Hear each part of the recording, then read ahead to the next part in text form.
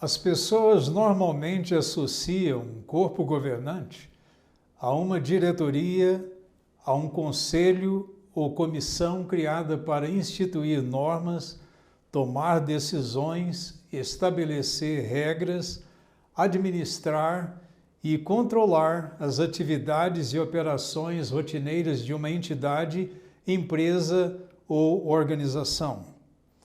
Muitas agências e departamentos governamentais, além de organizações religiosas, educacionais e empresariais, têm os seus respectivos corpos governantes. Mas o que dizer dos cristãos que viveram no primeiro século da Era Comum? Há evidência de que as centenas de congregações e grupos cristãos espalhados pelo Império Romano tivessem sido administrados e controlados por uma estrutura centralizada, implícita no conceito de um corpo governante sediado em Jerusalém? Examinemos os fatos. No início de seu ministério terrestre, Jesus escolheu 12 dos seus discípulos mais íntimos para se tornarem seus apóstolos ou enviados. Os seus nomes eram Simão, também conhecido como Simeão, Simão Pedro, Pedro ou Cefas, e o seu irmão carnal André, Tiago e o seu irmão carnal João, ambos filhos de Zebedeu, Filipe, Bartolomeu, também conhecido como Natanael, Tomé, Mateus, também conhecido como Levi, Tiago, o menor, filho de Alfeu ou Clopas, Tadeu, também conhecido como Judas, Simão, o cananita, e Judas Iscariotes, que mais tarde se tornou o traidor de Jesus, perdendo desse modo o privilégio de ser apóstolo. Pouco antes de Pentecostes de 33 da Era Comum, Matias foi escolhido por Jeová para substituir Judas Iscariotes e desde então ele foi contado com os 11 apóstolos, conforme Atos 1, versículos 15 ao 26, Mateus 10, versículo 2 a 4, Marcos 3, do 16 ao 19 e Lucas 6, versículos 12 ao 16. Os apóstolos André, Filipe, Bartolomeu, Tomé, Mateus, Tiago, o menor, Tadeu e Simão o cananita são mencionados por nome pela última vez em Atos 1, versículo 13, Matias em Atos 1, versículo 26. Depois disso, esses apóstolos não são mais mencionados por nome no relato de Atos dos Apóstolos. Tiago, o irmão carnal do apóstolo João, por sua vez, é mencionado por nome pela última vez em Atos capítulo 12, versículos 1 e 2, que fala de sua execução pelo rei Herodes Agripa I, por volta de 44 da Era Comum. O livro de Atos contém 57 referências nominais ao apóstolo Pedro, mencionando por nome desde o capítulo 1, versículo 13, até o capítulo 15, versículo 14. Entre os outros 11 apóstolos, Pedro é aquele a quem se faz mais referência no livro de Atos, seguido pelo apóstolo João, que é mencionado 9 vezes, de Atos 1, versículo 13, ao capítulo 12, versículo 2. Todavia, o apóstolo Paulo, que não era contado entre os 12 apóstolos originais, é mencionado tantas quantas 124 vezes em conexão com o seu ministério apostólico. As referências a ele vão de Atos 13, versículo 9, ao capítulo 28, versículo 5. Os 12 apóstolos começaram a atuar como pastores e alimentadores espirituais do rebanho do Senhor no dia de Pentecostes de 33 da Era Comum, quando a cidade de Jerusalém estava repleta de milhares de judeus e prosélitos que ali se encontravam para essa festividade judaica, que normalmente era realizada no dia 6 de Sivan, correspondendo à terceira semana de maio. Os visitantes procediam de todas as partes do Império Romano. Alguns tinham viajado por centenas, se não milhares de quilômetros para chegar a Jerusalém, conforme Atos 2, versículos 5 e também os versículos 9 ao 11. As Escrituras também relatam que os 12 apóstolos, em companhia de mais de 100 cristãos, estavam presentes numa reunião em Jerusalém, quando o glorificado Jesus derramou o Espírito Santo sobre todos eles, habilitando-os a falar nos idiomas nativos daquelas multidões que tinham vindo de outros lugares. Nessa ocasião, o apóstolo Pedro se pôs de pé com os 11 apóstolos e testificou a respeito do Messiado de Jesus Cristo, da sua ressurreição e gloriosa ascensão de volta ao céu, onde Jeová Deus o fez sentar-se à sua direita. O resultado do discurso comovente de Pedro foi que cerca de 3.000 se arrependeram, foram batizados e se tornaram cristãos naquele mesmo dia. Assim, foi estabelecida a primeira congregação cristã em Jerusalém, sob a supervisão dos 12 apóstolos. Depois disso, a congregação continuou crescendo diariamente conforme o relato de Atos capítulo 2.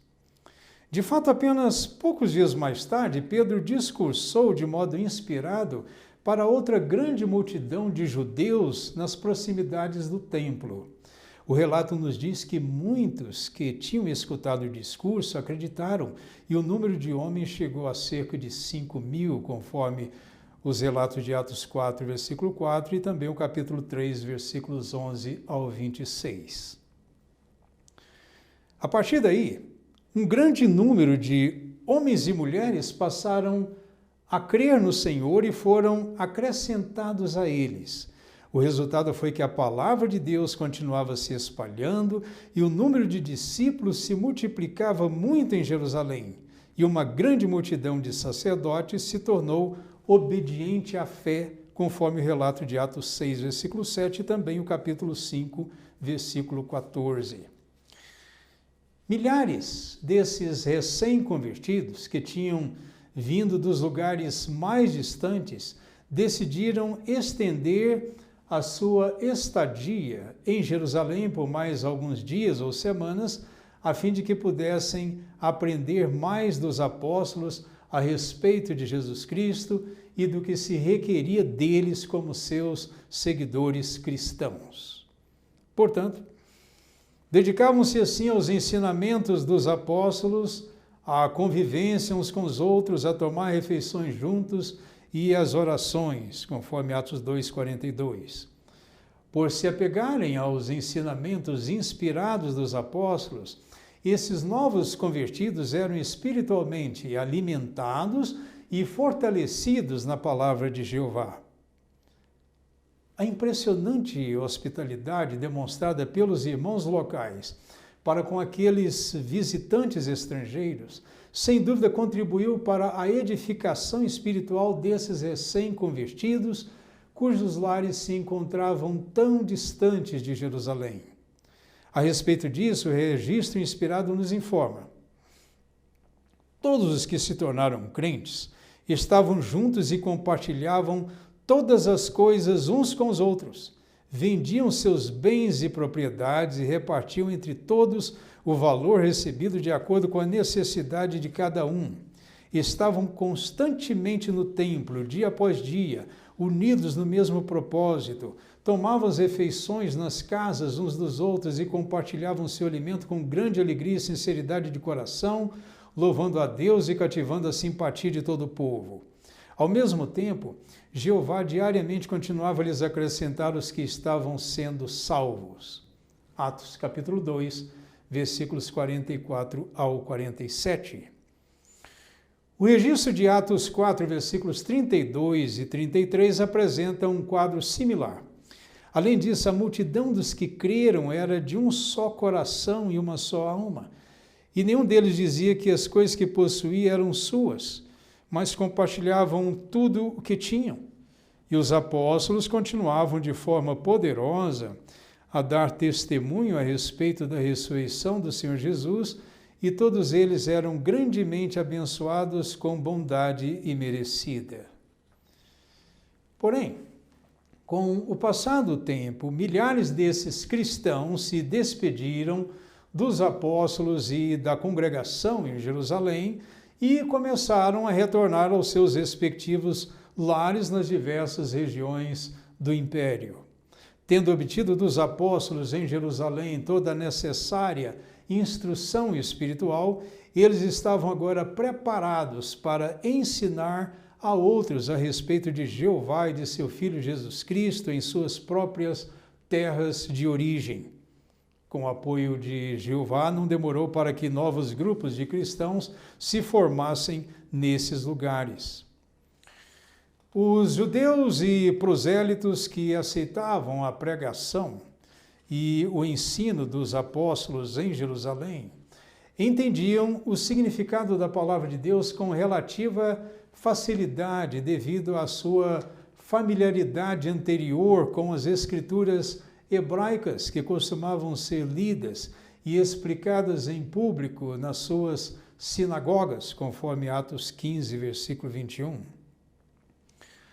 Esta é a razão por que Pedro e os outros apóstolos faziam frequentes referências às escrituras hebraicas para raciocinar com seus ouvintes de origem judaica.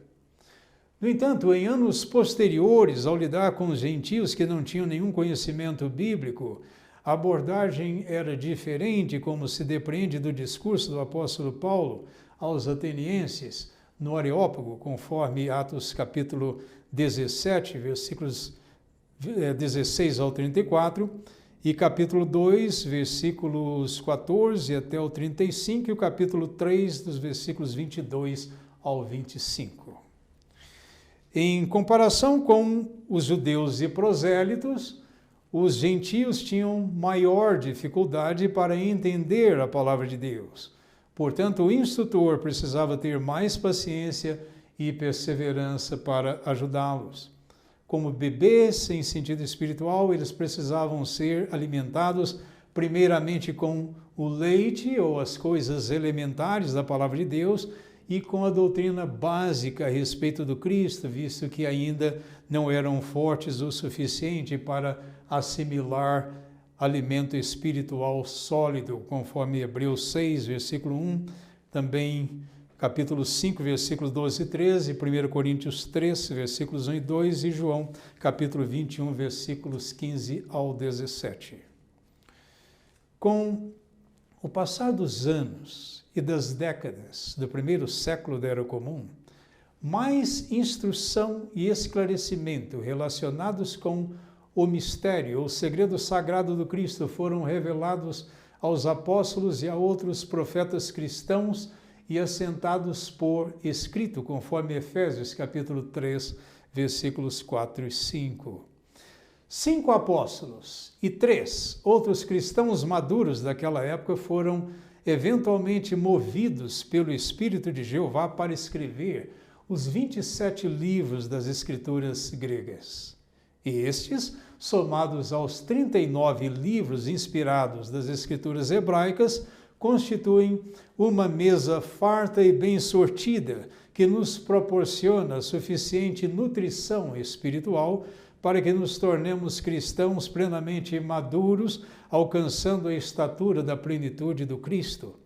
Portanto, se aderirmos fielmente aos ensinamentos inspirados dos apóstolos e de outros genuínos profetas de Jeová, não seremos mais crianças, jogados como que por ondas e levados para lá e para cá por todo vento de ensinamentos, conforme as palavras de Paulo aos Efésios, no capítulo 4, versículos 11 ao 14, e também em 2 Timóteo 3, versículos 16 e 17.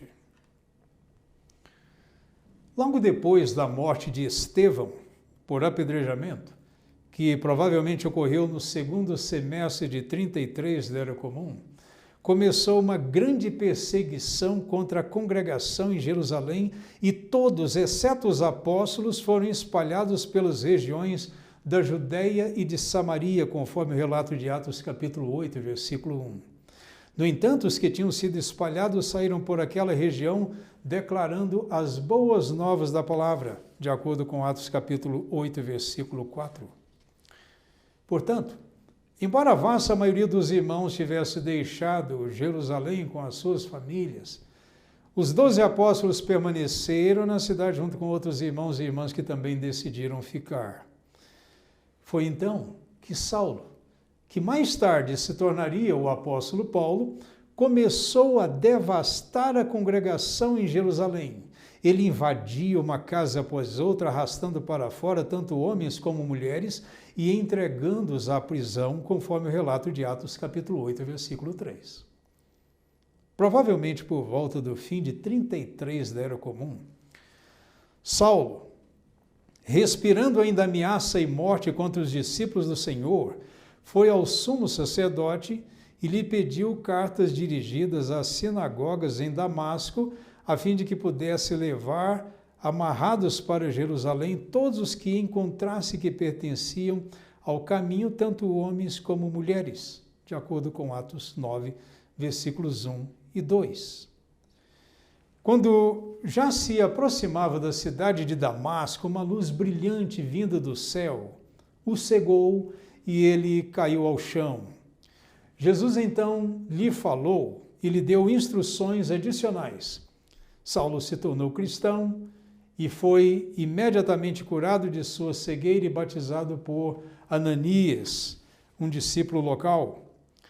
Ele então se juntou aos irmãos em Damasco e, depois de ter recebido mais instrução da parte de Jesus por uma revelação, começou a pregar imediatamente para os judeus nas sinagogas locais, provando com raciocínio lógico que Jesus é o Cristo, conforme os relatos de Atos 9, versículos 3 ao 22, Gálatas 1, versículos 11 e 12 e Efésios 3, versículo 3.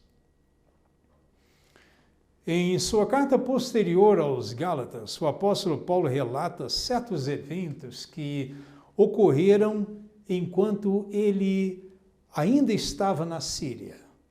Primeiro, ele diz que depois da revelação e do ensinamento que ele recebeu diretamente do glorificado Jesus, ele não foi imediatamente consultar homem algum, nem foi a Jerusalém, aos que eram apóstolos antes dele, mas foi para a Arábia e depois voltou a Damasco, de acordo com Gálatas 1, versículos 15 ao 17.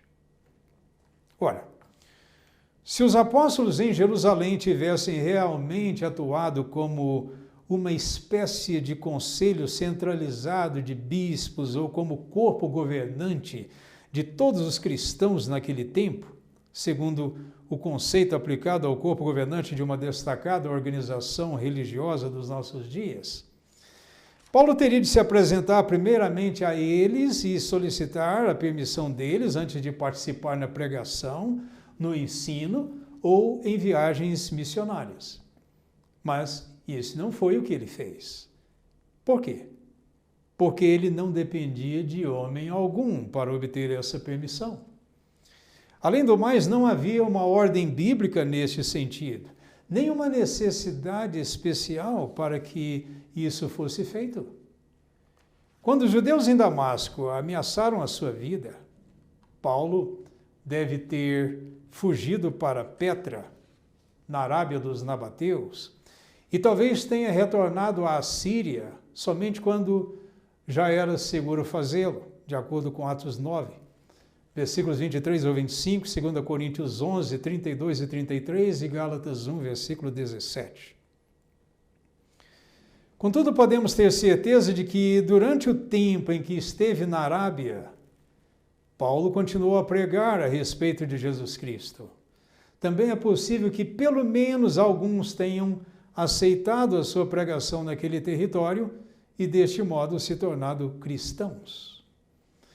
Em sua carta aos Gálatas, o apóstolo Paulo diz que foi somente 3 anos depois que ele subiu a Jerusalém para visitar o apóstolo Pedro, ou Cefas, com quem ele esteve por 15 dias, de acordo com Gálatas 1, versículo 18. Se realmente foi por volta do fim de 33 da Era Comum que ele se tornou cristão, então foi em 36 da Era Comum que Paulo subiu a Jerusalém pela primeira vez, depois de ter deixado a cidade com a intenção de perseguir os discípulos em Damasco. Paulo prossegue dizendo em sua carta que durante a sua estadia de 2 semanas em Jerusalém, ele não viu nenhum dos outros apóstolos, ou seja, os outros 11, a não ser Tiago, o irmão do Senhor. Aqui Paulo fala de Tiago, que era meio-irmão de Jesus, conforme Gálatas 1,19 e Mateus 13,55. Quando Paulo chegou a Jerusalém, os irmãos ainda estavam com medo dele por não terem muita certeza de que ele havia se tornado cristão.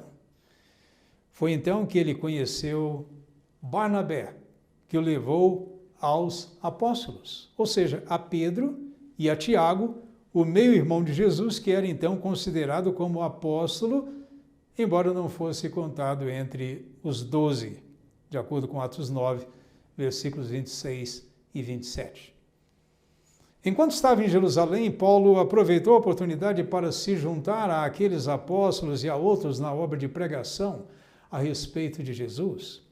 Mas quando se descobriu que alguns judeus de língua grega estavam conspirando para matar Paulo, os irmãos o acompanharam até Cesareia, de onde ele partiu para Tarso, sua cidade natal, na Cilícia, de acordo com Atos 9, versículos 28 ao 30 e o capítulo 21, versículo 39 e também o capítulo 22, versículo 3. No entanto, a saída de Paulo de Jerusalém não foi por causa de nenhuma decisão tomada pelos apóstolos e anciãos, como se eles lhe tivessem ordenado que saísse da cidade. Ao contrário, o Senhor Jesus apareceu a ele numa visão e lhe deu essa ordem: depressa, saia logo de Jerusalém, porque não aceitarão o seu testemunho a meu respeito. Vá, porque eu o enviarei a nações distantes. Atos 22, versículos 17, 18 e 21. Paulo faz referência a essa ocasião ao dizer em sua carta aos Gálatas: depois disso fui para as regiões da Síria e da Cilícia. Gálatas 1, versículo 21. Contudo, é interessante que dos 12 apóstolos originais, somente Pedro foi visto por Paulo durante a sua curta estadia em Jerusalém. Onde estavam os outros 11? Viajando para algum lugar? Bastante ocupados, de tal forma que não puderam vê-lo? Será que alguns haviam se mudado para outro lugar? Todas essas são possibilidades. No ínterim, os que haviam sido espalhados pela perseguição ocorrida depois da morte de Estevão por apedrejamento, rumaram ainda mais para o norte, entrando na Fenícia, em Chipre e em Antioquia. Contudo, pregavam apenas para os judeus que viviam nesses lugares. Mas alguns dos discípulos vieram a Antioquia, na Síria, e começaram a falar com as pessoas de língua grega do lugar a respeito de Jesus, e muitos se tornaram crentes e se converteram ao Senhor, conforme o relato de Atos capítulo 11, versículos 19 ao 21.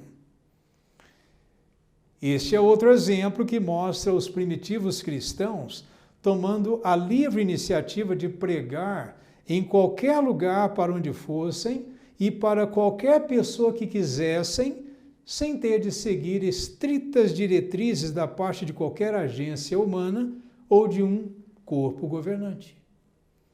Havia algo de errado nisso? Absolutamente nada. Aliás, o texto de Atos 11, versículo 21, nos diz que a mão de Jeová estava com eles.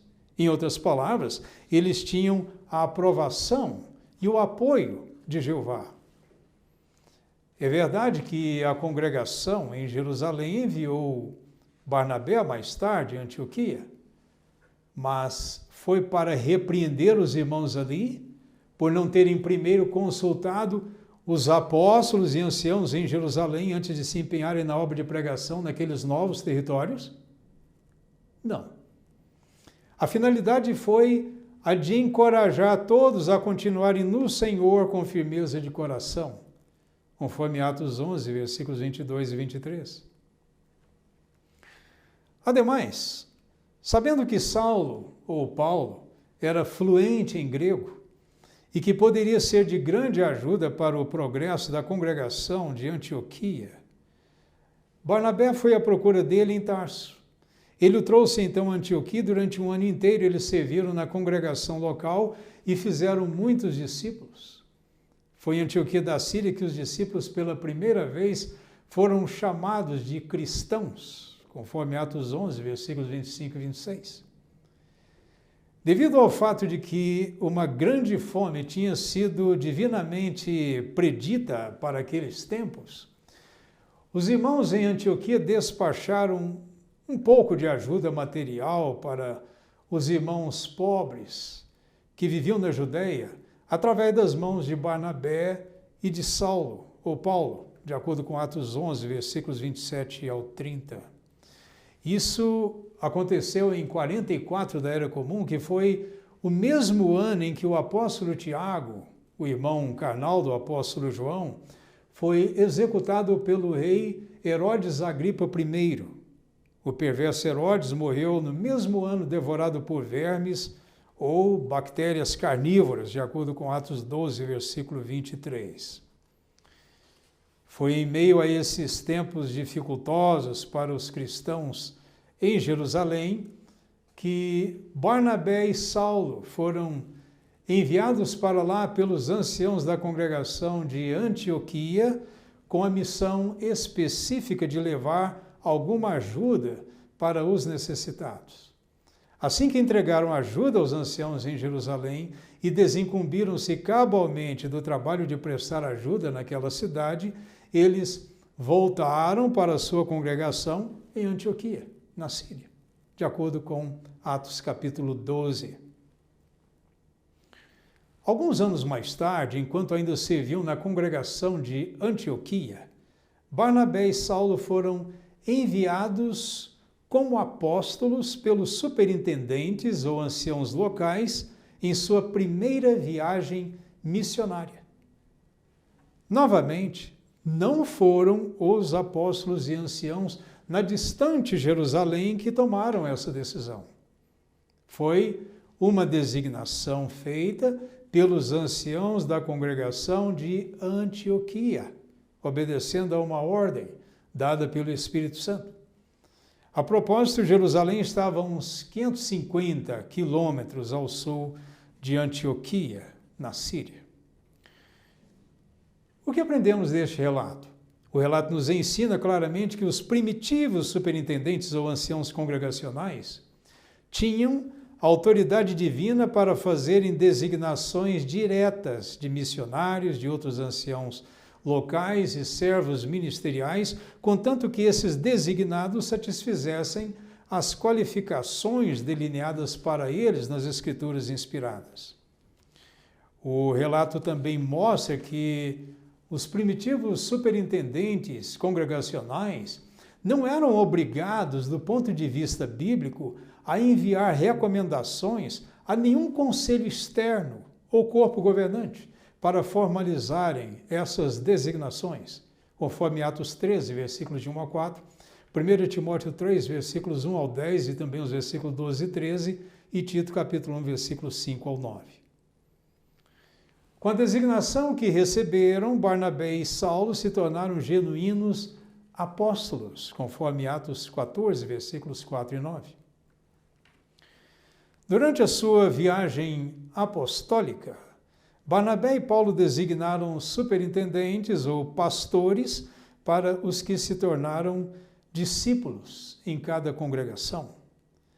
À medida que o número de discípulos aumentava, esses anciãos designados seriam eventualmente de fazer designações adicionais de irmãos qualificados para assumirem responsabilidades pastorais com eles em suas respectivas congregações. Porém, tudo isso seria feito sem que houvesse a obrigação de se fazer um relatório a um corpo governante ou aos apóstolos e anciãos em Jerusalém. De fato, Paulo e Barnabé jamais deram tal orientação àqueles superintendentes congregacionais, conforme Atos 14, versículos 21 ao 23. De modo similar, ao final de sua viagem, Barnabé e Saulo, agora conhecido como Paulo desde a primeira ocorrência do nome romano do apóstolo em Atos capítulo 13, versículo 9, não foram para Jerusalém, a fim de fazerem um relatório de sua viagem aos apóstolos e anciãos daquela cidade, como se isso fosse o seu dever teocrático. Em vez disso, eles embarcaram diretamente de volta para sua congregação em Antioquia, onde haviam sido entregues à bondade merecida de Deus para a obra que agora tinham completado, conforme a narrativa de Atos capítulo 14, versículo 26.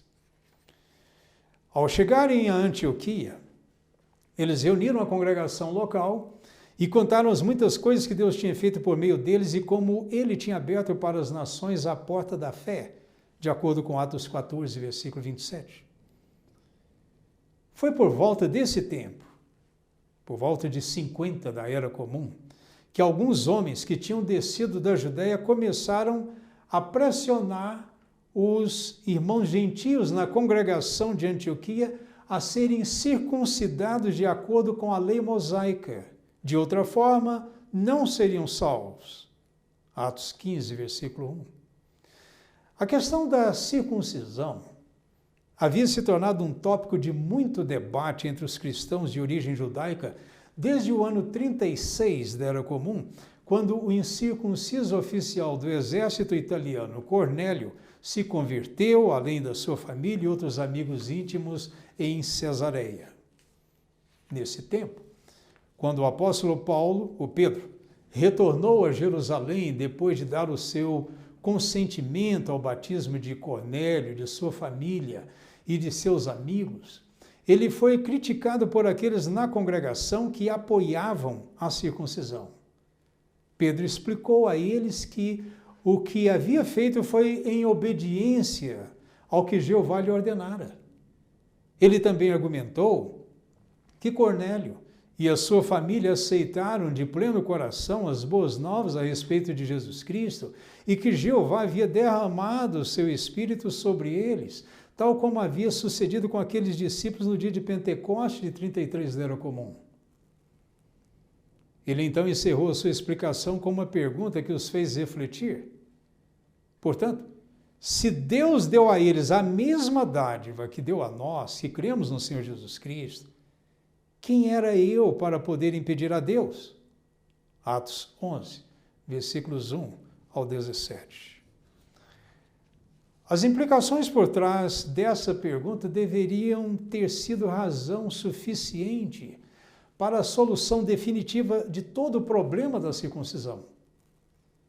Mas, do ponto de vista de muitos membros obstinados da congregação de Jerusalém e da Judéia, o assunto ainda não estava definitivamente resolvido.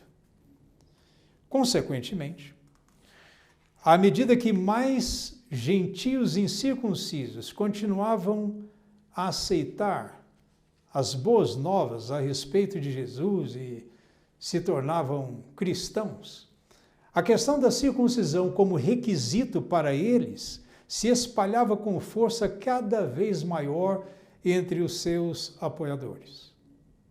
Esse era o problema que estava ocorrendo na congregação de Antioquia 14 anos depois da conversão de Cornélio, ou por volta do ano 50 da Era Comum. Se o assunto recorrente da circuncisão não fosse logo resolvido, a divisão crescente entre os cristãos judeus e gentios apenas se agravaria. Portanto, algo de caráter oficial precisava ser feito a fim de resolver a questão quanto à obrigatoriedade ou não da circuncisão para os cristãos gentios. Mas quem, dentre tantos outros, seriam mais qualificados para julgar e resolver essa questão de uma vez para todas, por todas? A congregação em Antioquia, com certeza, não tinha nenhuma carência de anciãos espiritualmente maduros, de notável conhecimento das Escrituras e que poderiam ter cuidado do caso de modo competente, conforme Atos capítulo 13, versículo 1. Aliás, houve até uma tentativa fracassada de se resolver o assunto localmente.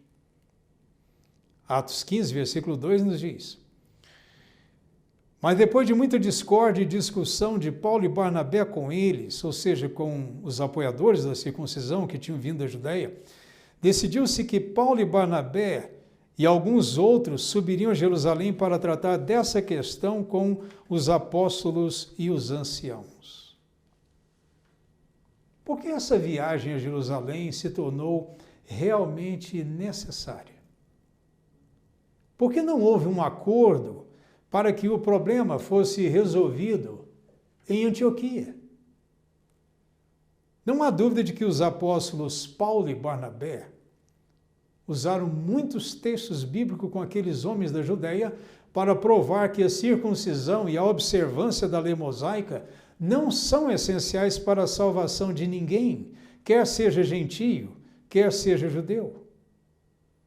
Eles devem também ter argumentado que com o sacrifício da vida humana perfeita de Cristo como expiação pelos pecados da humanidade, toda a lei mosaica foi abolida e que a nossa salvação e obtenção de vida eterna dependem de exercermos fé genuína no valor desse sacrifício. Paulo e Barnabé devem também ter trazido a atenção deles que o glorificado Jesus derramou o Espírito Santo que ele recebera de seu pai, Jeová Deus, sobre o incircunciso Cornélio, sobre seus parentes e amigos 14 anos antes, de acordo com Atos 2, 33 e capítulo 10, versículos 44 ao 47. O derramamento do Espírito de Deus constituía por si só a maior prova de que Jeová havia aceitado o incircunciso Cornélio e os outros gentios que creram, e que ele lhes daria salvação independentemente de serem circuncidados ou não.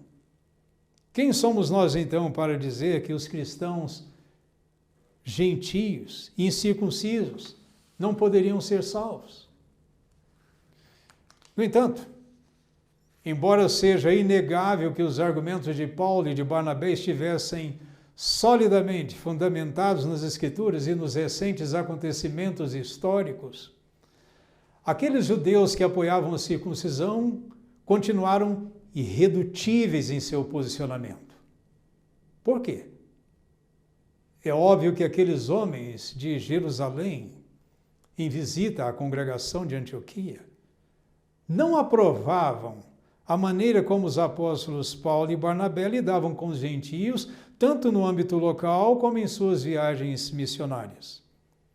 Em seus corações, é provável que até questionassem o apostolado daqueles servos de Deus.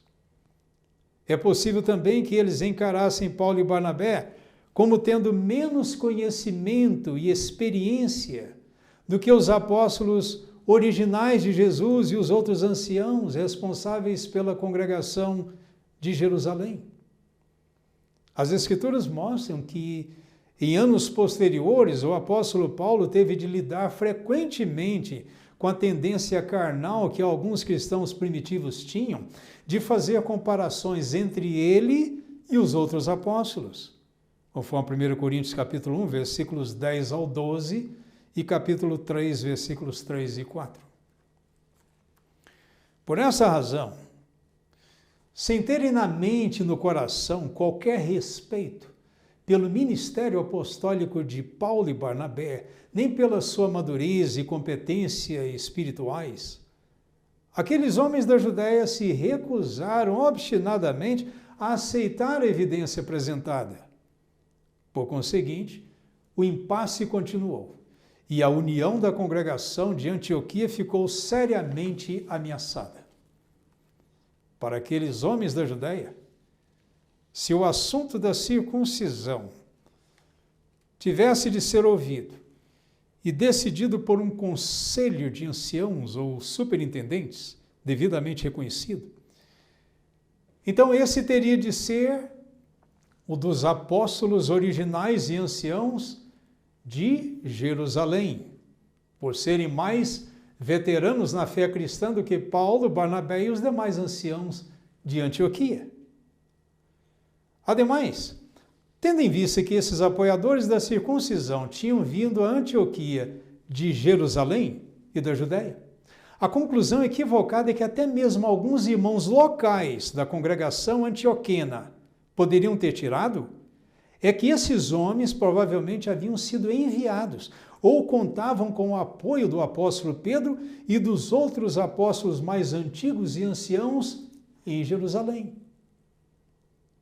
Afinal, Pedro e os outros apóstolos eram considerados como colunas na congregação de Jerusalém e certamente conheciam aqueles homens, que evidentemente eram membros de sua congregação, conforme Gálatas 2, versículo 9.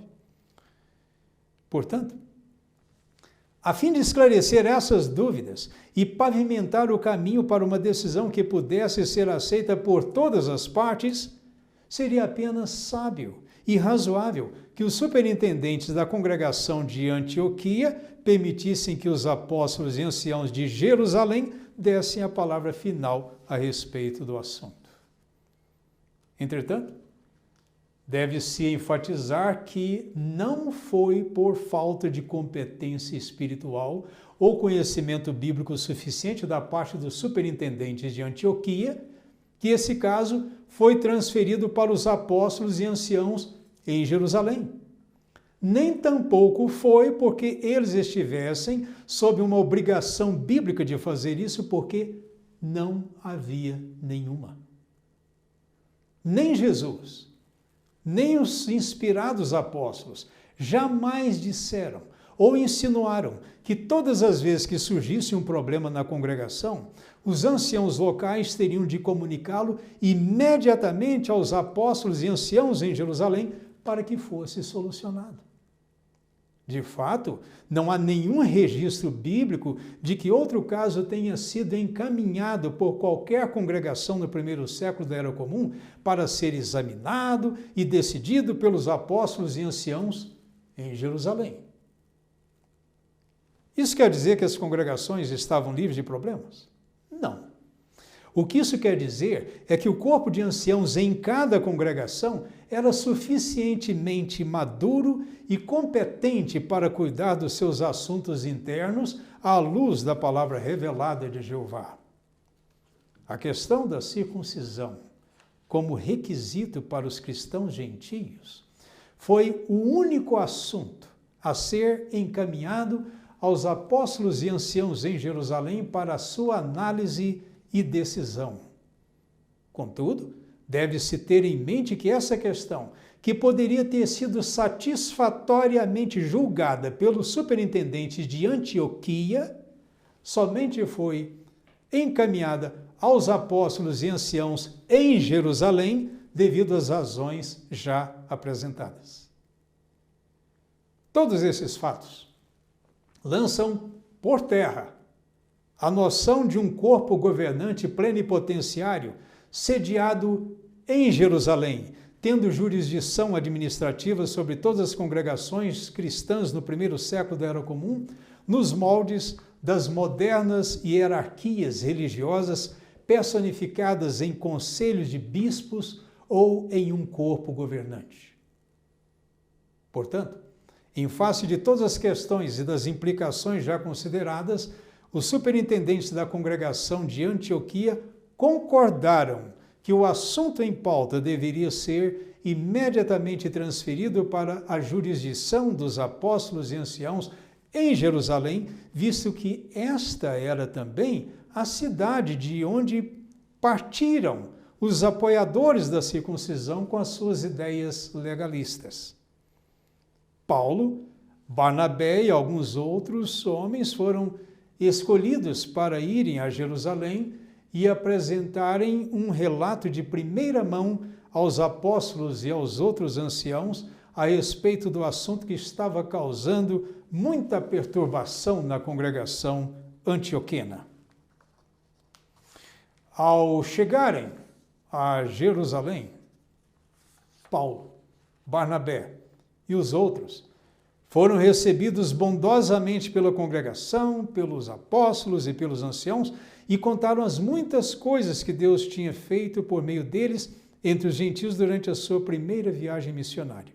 Porém, durante essa reunião geral da congregação, alguns dos irmãos locais, que haviam sido fariseus antes de se tornarem cristãos, se levantaram dos seus assentos e disseram: é necessário circuncidá-los, ou seja, circuncidar os gentios, e lhes ordenar que obedeçam à lei de Moisés, conforme o relato de Atos 15, versículos 4 e 5.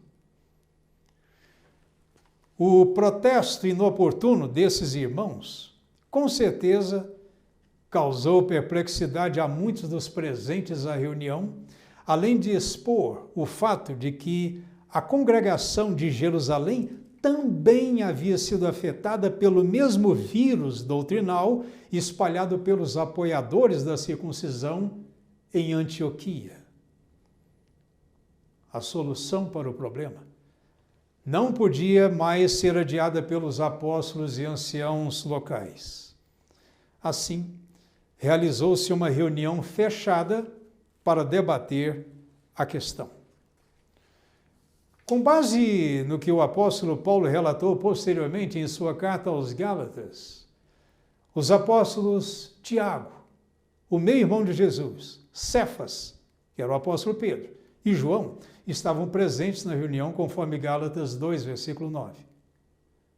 Não sabemos quantos dos apóstolos originais estavam presentes, se é que realmente estavam. A Bíblia não diz. Porém, o problema no início foi que os apóstolos e os anciãos em Jerusalém tinham ideias divergentes a respeito do assunto, o que levou a muita discussão entre eles. Pedro finalmente se levantou e disse que desde o princípio Deus o havia escolhido dentre todos eles para ser o primeiro de quem as nações ouviriam as boas novas a fim de que crescem. Ele também trouxe a atenção de todos eles o fato de que Deus havia dado o Espírito Santo aos primeiros gentios crentes, da mesma forma como havia dado a eles.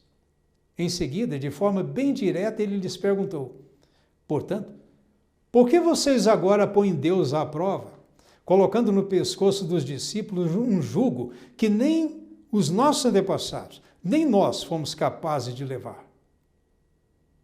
Quando Pedro terminou, o grupo inteiro ficou calado e mais propenso a escutar o testemunho adicional de Paulo e Barnabé a respeito do que Deus havia feito por meio deles entre as nações, conforme o relato de Atos 15, versículos 6 ao 12. O relato bíblico indica que Paulo e Barnabé tiveram uma participação limitada na reunião, consistindo basicamente em relatar as obras poderosas que Deus havia realizado por intermédio deles entre os gentios em sua primeira viagem missionária, conforme Atos 15, versículos 4 e 12. Eles sabiam que os apóstolos e anciãos em Jerusalém, a eles fora dada a prerrogativa de julgar e decidir a questão em pauta. Podemos assim ter certeza de que Paulo e Barnabé agiram com deferência a eles e se abstiveram de interferir em suas deliberações. Depois de Paulo e Barnabé terem concluído o relato de suas experiências no campo missionário, o apóstolo Tiago, o meio-irmão de Jesus, utilizou algumas passagens bíblicas para apoiar o argumento de Pedro e então encerrou as suas declarações dizendo: por isso, a minha decisão ou opinião é não causar dificuldades a essas pessoas das nações, ou gentios, que estão se convertendo a Deus, mas lhes escrever para que se abstenham de coisas contaminadas por ídolos, de imoralidade sexual, do que foi estrangulado e de sangue. Atos capítulo 15, versículos 13 ao 21. Assim, depois de terem chegado a um acordo unânime quanto ao que deveria ser comunicado aos irmãos gentios em Antioquia e em outros lugares, os apóstolos e anciãos em Jerusalém escreveram uma carta a ser entregue a essas congregações com o seguinte teor. Eles disseram: os apóstolos e os anciãos, seus irmãos, mandam saudações aos irmãos que são das nações, ou gentios, que estão em Antioquia, na Síria e na Cilícia. Ouvimos falar que alguns saíram do nosso meio e causaram problemas a vocês com o que disseram e tentaram transtorná-los. Nós, porém, não tínhamos dado nenhuma instrução a eles. Por isso decidimos, de comum acordo, escolher homens para enviar a vocês, junto com os nossos amados Barnabé e Paulo, que entregaram a vida ao nome do nosso Senhor Jesus Cristo. Portanto, enviamos Judas e Silas para relatarem verbalmente essas mesmas coisas. Pois pareceu bem ao Espírito Santo e a nós não impor a vocês nenhum fardo além dessas coisas necessárias, que persistem em se abster de coisas sacrificadas a ídolos, de sangue, do que foi estrangulado e de imoralidade sexual. Se vocês se guardarem cuidadosamente dessas coisas, tudo irá bem com vocês. Saudações. Atos capítulo 15, versículos 22 ao 29. A carta foi especificamente endereçada aos irmãos que são das nações, ou seja, não judeus ou gentios. Por quê? Porque a questão que foi entregue aos apóstolos e anciãos em Jerusalém era se os cristãos gentios estavam sob a obrigação de serem circuncidados de acordo com a lei de Moisés. A carta também admitiu que aqueles homens da Judéia que haviam pressionado os irmãos gentios de Antioquia a serem circuncidados eram realmente da congregação dos apóstolos em Jerusalém. No entanto, esses homens haviam agido por conta própria, sem nenhuma instrução recebida da parte dos apóstolos e anciãos de sua congregação. Este esclarecimento foi muito importante e certamente trouxe muito alívio aos irmãos em Antioquia, além de dissipar qualquer preocupação que alguns poderiam ter tido quanto a um suposto apoio por parte dos apóstolos ao requisito da circuncisão. Judas e Silas, que eram superintendentes em Jerusalém, foram também enviados pelos apóstolos e anciãos a Antioquia para que pudessem reforçar verbalmente o conteúdo da carta à congregação. E ao chegar em Antioquia, a carta foi entregue imediatamente aos superintendentes locais e lida perante toda a congregação. Houve muita alegria por causa do encorajamento recebido. Em sua carta, os apóstolos e anciãos em Jerusalém deixaram bastante claro que eles não acrescentariam nenhum fardo adicional aos irmãos gentios, exceto as coisas necessárias das quais todo cristão tem de se guardar.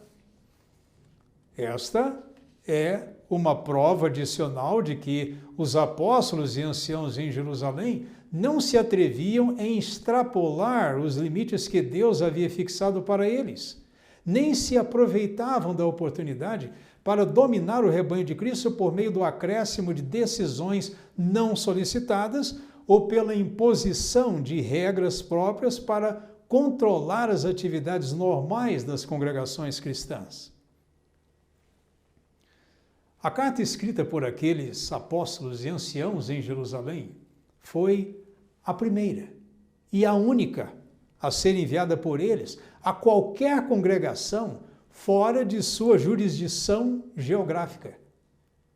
Todos estes fatos provam que os apóstolos e anciãos nunca procuraram centralizar em Jerusalém a administração das congregações espalhadas pelo Império Romano, nem tampouco encaravam os outros superintendentes como incapazes de pastorear e cuidar diretamente dos assuntos internos de suas congregações. Enquanto Paulo ainda estava em Jerusalém, antes de voltar a Antioquia, com a carta endereçada a essa congregação, ele se reuniu em particular com os apóstolos e anciãos para lhes contar um pouco mais sobre as coisas que ele pregava entre as nações, para ter certeza de que ele não estava correndo ou não tivesse corrido em vão, conforme Gálatas 2, versículos 1 e 2. O que isso significa? Paulo não estava seguro das próprias coisas que ele pregava e ensinava às nações? Longe disso. Paulo tinha sido instruído diretamente por Jesus Cristo, por meio de uma revelação que ele recebeu logo após a sua conversão quanto às coisas que ele haveria de pregar e ensinar. Ele não tinha recebido essa instrução de nenhum homem, conforme Gálatas 1, versículos 11 e 12, e Efésios 3, versículos 1 ao 3. A sua pregação e ensino estavam em perfeita harmonia com o que o Espírito de Jeová Deus lhe havia revelado. No entanto, havia muitos indivíduos nas congregações que não concordavam plenamente com os seus ensinos, nem reconheciam o seu apostolado. A maioria desses opositores eram cristãos de origem judaica, que ainda aderiam à lei mosaica e insistiam que os cristãos gentios deviam também ser circuncidados. Eles eram os que se opunham aos ensinos de Paulo e causavam divisões entre os gentios aos quais ele pregava. Um exemplo disso foi o que tinha ocorrido recentemente em Antioquia, quando aqueles judaizantes vindos de Jerusalém se envolveram numa discussão desrespeitosa com Paulo e Barnabé acerca da circuncisão para os cristãos gentios. Quem eram os judaizantes? Eram indivíduos de origem judaica que se diziam cristãos, mas que promoviam práticas, observâncias e costumes derivados da lei mosaica nas congregações gentias. Por isso era importante que os apóstolos mais antigos reconhecessem o apostolado de Paulo para as nações, para que o seu ministério apostólico deixasse de ser tão veementemente atacado pelos apoiadores da circuncisão que pareciam reconhecer apenas os apóstolos e os anciãos em Jerusalém. Ademais, por expor abertamente as coisas sobre as quais ele ensinava e pregava às nações, Paulo também estava efetivamente dando aos apóstolos e anciãos em Jerusalém a oportunidade de expressarem o que eles mesmos sentiam a respeito do seu ministério. Será que eles concordariam com seus ensinamentos? Ou lhe diriam que ele tinha corrido em vão, por assim dizer? Portanto, a questão não era se Paulo estava inseguro quanto às coisas que ele ensinava e pregava a outros, mas se os apóstolos e anciãos em Jerusalém estavam de acordo com ele. E isto é o que Paulo queria saber. Mas será que as coisas sobre as quais Paulo pregava e ensinava entre os gentios precisavam de alguma correção por parte dos apóstolos e anciãos em Jerusalém? Paulo responde: mas quanto aos que pareciam importantes, o que eles eram ou a posição que eles ocupavam não faz diferença para mim, pois Deus não julga o homem pela aparência. E esses homens bem conceituados não me transmitiram nada de novo. Gálatas capítulo 2, versículo 6. Portanto, os apóstolos e os anciãos em Jerusalém não ensinaram nada a Paulo. eles não tinham nada de novo para acrescentar ou compartilhar com ele. Paulo continua dizendo, pelo contrário, quando viram que eu tinha sido incumbido das boas novas aos incircuncisos, ou seja, os gentios, assim como Pedro tinha sido aos circuncisos, os judeus, pois aquele, isto é, Jesus Cristo, que deu a Pedro os poderes necessários para um apostolado aos circuncisos, deu também a mim poderes para com os que são das nações. E quando reconheceram a bondade merecida que me tinha sido concedida, Tiago, o meio-irmão de Jesus, Cefas, que era o apóstolo Pedro, e João, os que pareciam colunas, estenderam a mim e a Barnabé a mão direita em sinal de parceria para que nós fôssemos às nações, mas eles aos circuncisos, de acordo com o relato de Gálatas 2, versículos 7 a 9. As palavras de Paulo deixam claro que os apóstolos e os anciãos em Jerusalém não foram os que designaram a ele como apóstolo para os gentios. Da mesma forma como eles não foram, ou não tinham sido, os que designaram Pedro como apóstolo para os judeus. Além disso, o apostolado de Paulo não começou no dia daquela reunião que ele teve com os apóstolos e anciãos em Jerusalém. Desde que ele se tornou cristão em fins de 33 ou início de 34 da Era Comum, Paulo já tinha sido escolhido por Jesus Cristo para servir como seu apóstolo para as nações.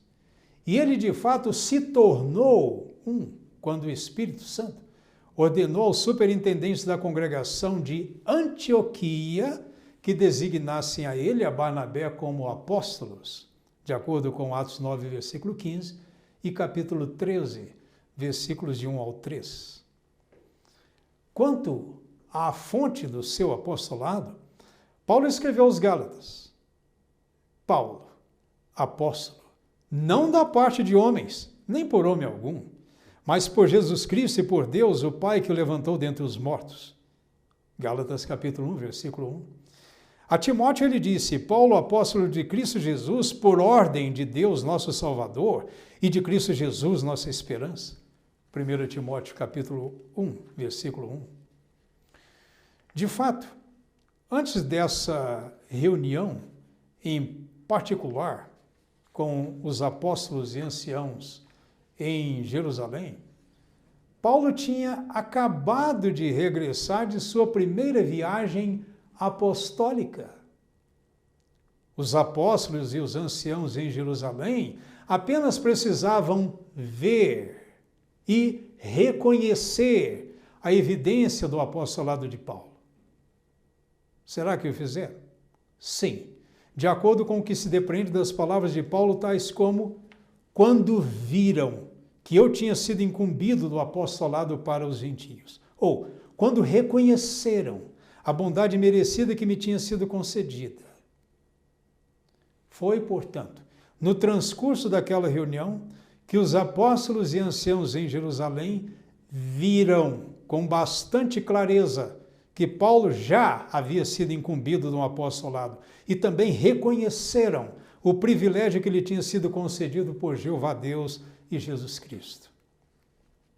Portanto, a evidência bíblica é que os apóstolos e anciãos em Jerusalém não foram os que designaram ou disseram a Paulo para pregar aos gentios. Nem jamais esteve Paulo, depois disso, sob a supervisão ou autoridade centralizada deles. As palavras de Paulo aos Gálatas não contêm nenhuma evidência de que ele considerava os apóstolos e anciãos em Jerusalém como teocraticamente acima dele, ou que ele os encarava como uma espécie de supremo conselho de bispos, ou como corpo governante de todos os cristãos e congregações do primeiro século da Era Comum, de acordo com o que se ensina nas principais organizações religiosas dos nossos dias. Nas próximas semanas, publicaremos outro vídeo com o mesmo tema deste vídeo, que você está assistindo, em que apresentaremos mais fundamentação bíblica contrária à tese de que os primitivos cristãos e suas congregações estavam sob a autoridade de um corpo governante sediado em Jerusalém. Obrigado pela sua atenção.